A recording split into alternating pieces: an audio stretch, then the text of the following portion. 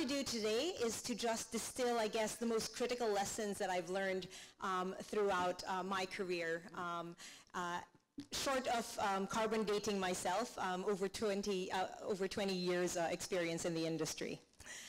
So I guess first a little bit about myself, and I'm what you might call a lifer in the corporate world.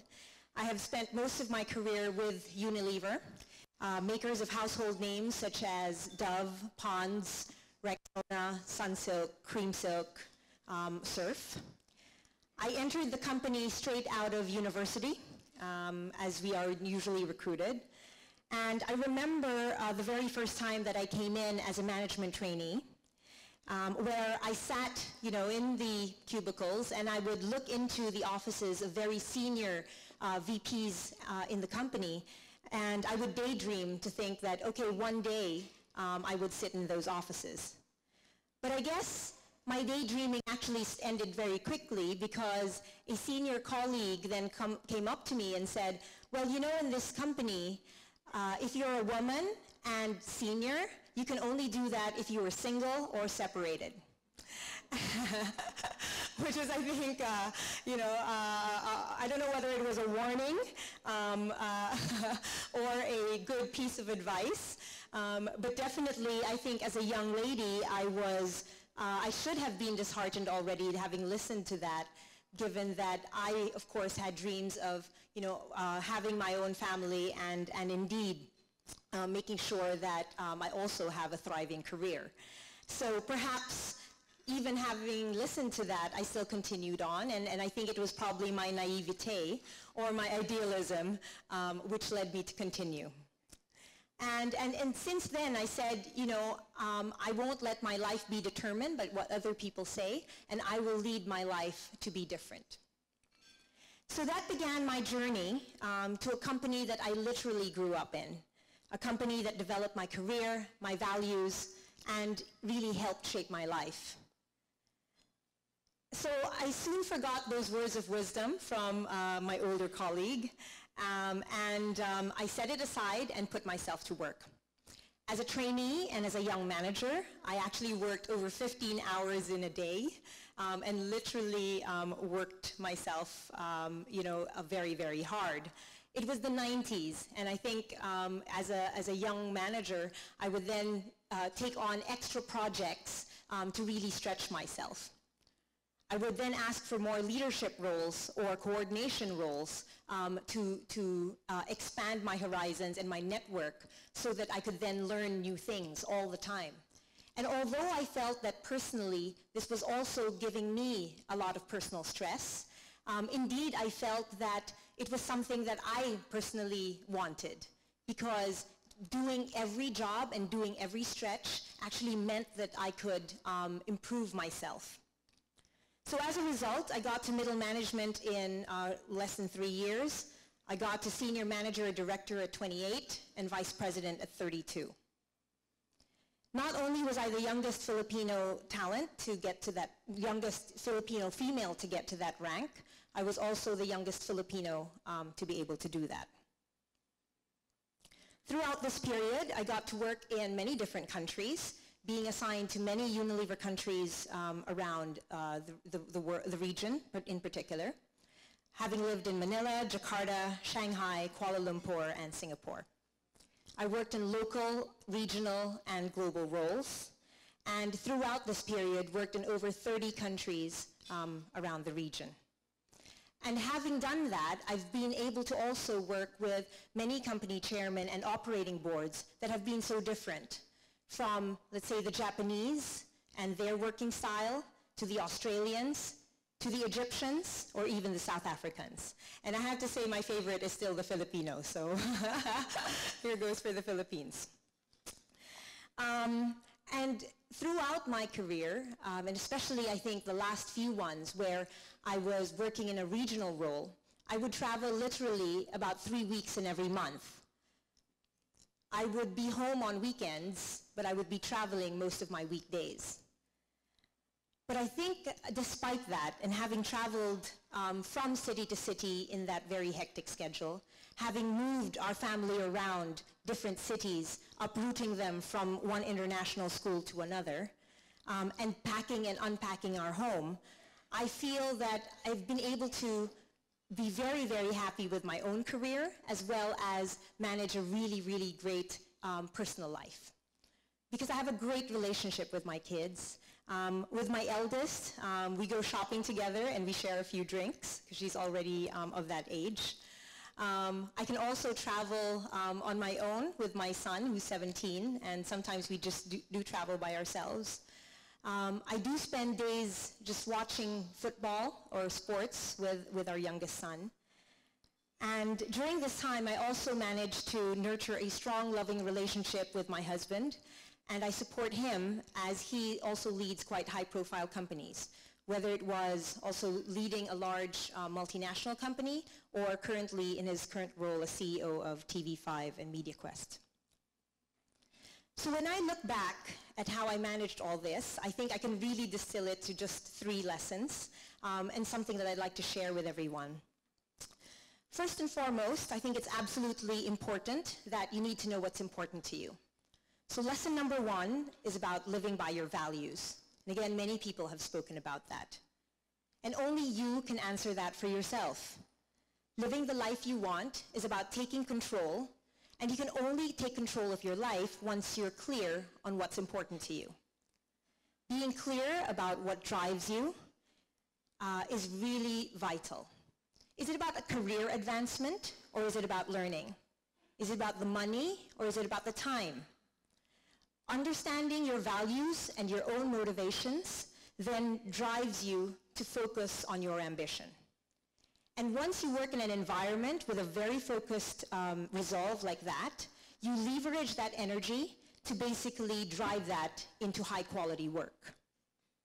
I came from a family of entrepreneurs. So my mom actually ran a drugstore, and my 2 siblings ran their own businesses. So when I entered the corporate world, I thought that, after 5 years, after learning the ropes, I would leave and basically start up on my own. But every time I would think about going out, actually the company would give me yet another challenging assignment or yet another challenging role and a step up. And indeed, I took that opportunity because I wanted to learn. And over the years, what hasn't been clear to me in the past as my own motivations became crystal clear. That beyond the recognition, the career advancement, and everything that I got, it was the intellectual stimulation and the kind of achievement that I would get in the company that actually drove me to continue what I'm doing. So whatever comes with that, whether it be longer hours or a very tight schedule, I wholeheartedly chose that life. So whatever it is that comes with that conditions, it was my choice. So if you know what you want and you choose what you want to do, you're happier in your own decisions. Being clear about the destination and what you want allows you to get there faster as well. I mean, it's hard to get to where you want if you don't know where you're going. So the key difference usually with men and women is that men do things and talk about what they do, and they ask for the next promotion. For women, they work really hard, and in fact, many times they exceed what men actually do, but they just hope that their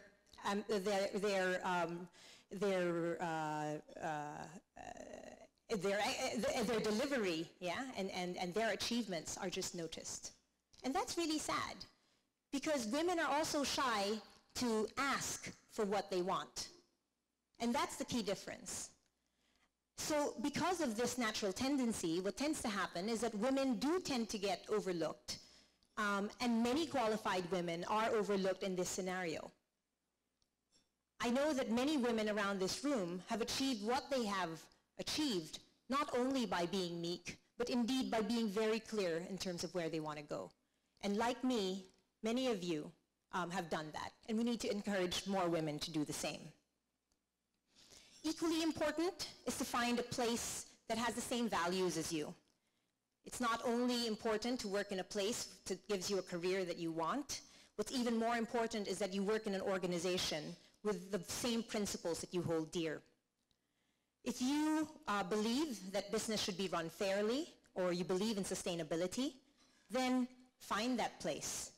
If you believe in respecting people's personal lives or having very high and demanding standards of performance, then go work in that organization or create that yourself. Otherwise, you will always find that internal angst and that internal longing for something else. I've had a number of close friends that have actually left very high-paying jobs because the organizations that they've worked with actually clashed with their personal values, and they really couldn't stand the decisions that were being made every day. Luckily for me, I have been able to work with a company that shares the same values as I. We go for very high standards of performance. We do know about and respect playing fair in the industry. And we also believe in protecting the environment and being a force for good. So actually, if I look back at my career, there hasn't been a time where I've had a really difficult situation where I've had to compromise my own values. Because at a time when a decision would come and that went against my values, I would speak up at the risk of losing my own job, because I know that actually those values fit my own company. And I think that's something that has also evolved through the years, is the way that my company has valued gender balance and diversity. When before, again, senior colleagues would have said, you can only, rise up to be a senior executive if you were single, that has actually evolved and changed as we really take priority in terms of the whole well-being of women and men indeed. So as we take a look at the whole person and understand their personal circumstances, the company has also evolved to look at many ways to deal with it, such as examples of agile working. A very clear example was when my husband was actually assigned as chairman of Unilever Malaysia and Singapore. So we had to move to Kuala Lumpur during this time. And basically at that time I was doing a regional role, looking after Asia, Africa, and the Middle East. So it was very easy for me to say that, okay, since I have to move away from the Philippines, then maybe I could just leave and take another job elsewhere. But my line manager just said, go take your job with you. Go take your job with you.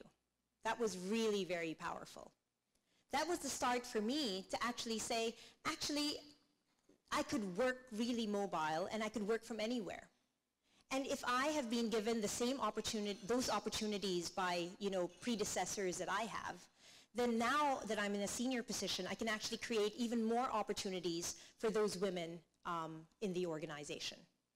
And that's something that I think, again, as women, we have a very, very clear role to do, because we can actually shape the type of organizations that we have in order to get the benefits of having both men and women in our organizations. And this type of gender balance is exactly what we need. Lesson number 2, it's about investing in yourself. And it's probably one of the better things or best things that you can do for yourself.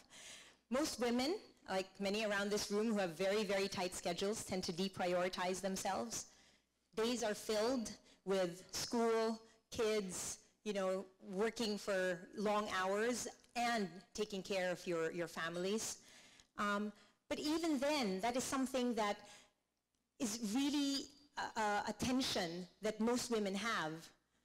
Women don't look after themselves, but they only give and look after others. But my philosophy, and again, I've only gained this in my 30s, was to say, how can I take care of my family and lead an organization if I can't even look after myself? And that's when I started to get a life coach. I think 3 things that I got really as very clear guides from my life coach are 3 things. You have to eat well, you have to take physical activity, and actually rest. So eating well is about, just eating the right type of food. Having physical activity, I mean, again, we're told about 30 minutes every day, but the more physical activity you do, the clearer your mind actually becomes. And lastly, it's about recovery, because in a day that's so filled with physical activity and just a lot of busyness, the rest and recovery of our own bodies and our own minds are equally important. And I think it's that kind of focus on yourself which then allows us to then give to others and then lead to organizations. And I've seen that as something that's really very powerful. If we as women have to lead by example, then we need to lead a very perfect example of how we lead our lives. We cannot go to work, all, sort of haggard and everything. We go to work every day with a fresh mind to be able to inspire and lead our teams. And if that isn't motivation enough, well, if you've got children, that's the perfect motivation. Because children don't follow what you say, they follow what you do. And if you want to set a perfect example, and if you've got some daughters that you have, the way to inspire them, that they can actually be like you and have a career as well as a personal life, is to actually just do what you want. So invest in yourself, and it's actually time well spent. So what's really important about taking care of yourself? It's really about giving. And I hope that if there's anything that you guys picked up from today, it is about having that time for yourself so that you could give more. Lastly, and more importantly, you can't be successful without having a very powerful support system. So lesson number 3 is having a powerful support system and creating it, and you won't regret it. I've been able to do the work that I do only because of the people around me. So first and foremost, I think I have to give credit to my partner, my soulmate, and my husband. I'm lucky because I found a man who shares the same values as I, of hard work, of integrity, of leading by example, and putting our family first, as well as enjoying life to the full. On top of which, after all these years, it's a little corny, but I'm still madly in love with him. My husband always says, marry well, and the rest sets you for life. A supportive partner is actually essential to allow you to realize what you want to achieve. A non-supportive partner in a dysfunctional relationship can actually drag you down. If your partner understands your job, then that's great. If he supports you in your success, that's even better. But if he understands you, supports you, as well as helping out with the children, then that's perfection.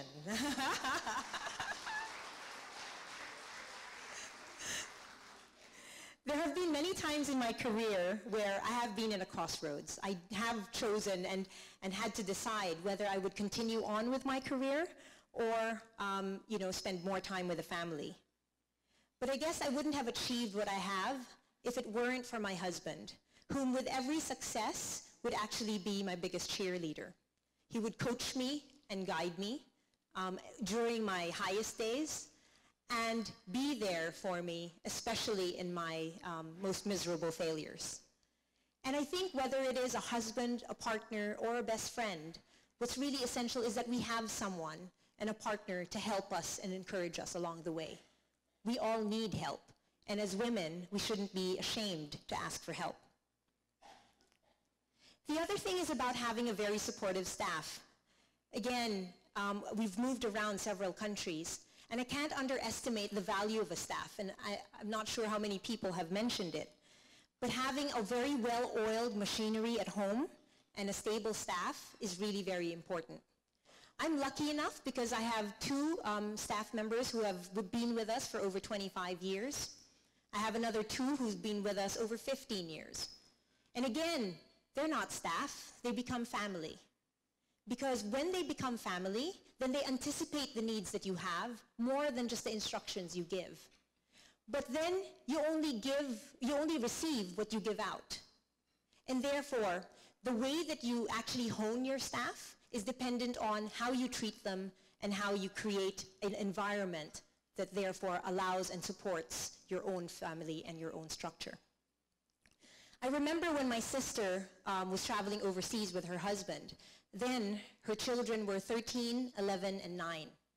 The 9-year-old had a very high fever and was actually having convulsions.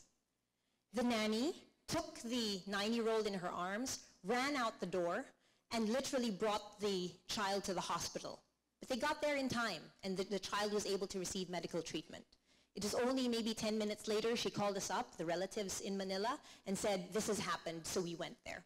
We got to the hospital, she was relaying the whole activities, and then I realized she wasn't wearing shoes. So she carried the child and rushed all the way to the hospital, not wearing shoes. And that to me is true malasakit, because that's the kind of support system that you need to have in order to have a home that runs perfectly. Because if it doesn't, then you won't be able to give your energy and your very best to the organization that you then lead outside. You can also use this opportunity to teach your older kids. My eldest, when she was in college, always asked for more money. So I said, well, you can't just have more allowance, you have to do something. So then I got an idea. Since anyway, I traveled most of the weeks outside the Philippines, then why wouldn't I make her my house manager? So, so this is quite a good idea I would encourage all of you to do. So on top of her allowance, I gave her another small allowance where she would actually then manage the house. She would pay the bills, go to the bank if bank transactions needed to be done. She would do the groceries. She would and log all of the expenses. And to the point where when her brothers would actually turn on the air conditioning and it was already cold, she's like, do you know how much the electricity bill is? And I think that's something that, again, really benefited me. It benefited me in two ways. One, it allowed me the time and space to actually, run my life and my career. And so that the time that I spend at home was actually quality time instead of running errands. Equally, for my daughter, our relationship had improved because she then understood where I was coming from. And it gave her the training to become her own young adult as she comes and raises her own life. And now that she's living overseas by herself, I'm very, very happy and I feel secure that, she would know how to handle herself. And lastly, it's about having great support at the workplace. A highly efficient executive assistant is key to any successful woman leader, and your assistant needs to work very seamlessly with you. Basically to block out all the unnecessary meetings and make space for the really, really important ones. And she gives you time to work, meet the right people, book the right restaurants. I absolutely cannot live without my EA, because she basically runs my life. And what's great is, over the years, she has also gotten the respect of the whole organization. Because equally, your EA, who has to be respected, can actually help facilitate the kind of you lead as well. So there you have it.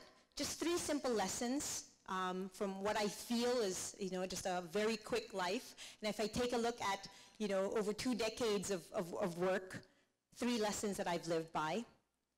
1, it is about living by your core values and knowing it. 2, it's investing in yourself. And 3, it's about creating a powerful support system. But the most important lesson of all is about taking control of your life. Taking control means that you make your own choices and you make the decisions for yourself. Women succeed once they realize that they have a choice.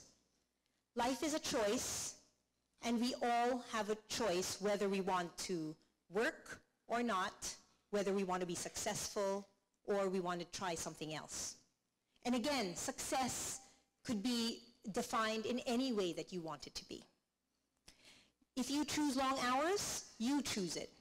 If you choose a more relaxed pace, you choose it. If you choose to go to the top, you choose it. It's all about taking control of your life, taking responsibility for the decisions we make. We are women, and we have the power to choose the life we lead. Thank you.